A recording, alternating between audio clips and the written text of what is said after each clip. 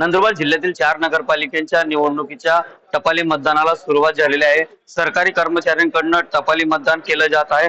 नंदुरबार जिल्ह्यामध्ये 733 मतदार आहे। या टपाली मतदान करणार यात सर्वाधिक मतदार जे आहे ते नंदुरबार शहरात राहणारे 498 मतदार जे आहेत ते टपाली मतदानाचा हक्क आज आणि उद्या बजावणार आहेत। तर शहाद्यामध्ये 57, तळोद्यामध्ये 57 आणि नवापूरमध्ये 121 असे मतदार जे आहेत ते मतदानाचा हक्क बजावणार आहेत। हे जे मतदार जे आहेत ते त्यांना उद्या होणाऱ्या या मतदानासाठी आपल्या कर्तव्य बजावण्यासाठी ड्युटीवरती जावं लागत असणार आहे। त्यामुळे आज पोलीस विभाग असेल किंवा महसूल विभागाचे असेल, कृषी विभागाचे असेल, असे सर्व जे विभागाचे हे जे टपाली मतदार करणारे जे मतदार आहेत ते आपला हक्क बजावताना दिसून येत आहे। नंदुरबार जिल्ह्यामध्ये 4 नगरपालिकांच्या निवडणुका होत आहे आणि या 4ही नगरपालिकांच्या निवडणुकीसाठी टपाली मतदान जे आहे ते पार पडलं जात आहे।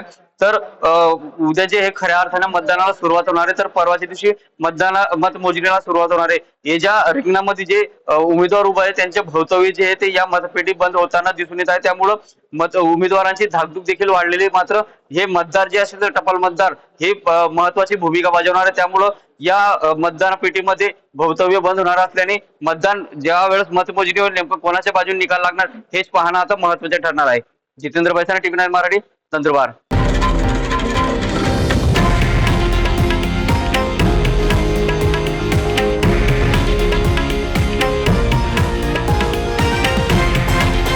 हे आहे देशातील नंबर 1 न्यूज नेटवर्क आणि आपण पाहत आहात टीव्ही 9 मराठी, एकमेव।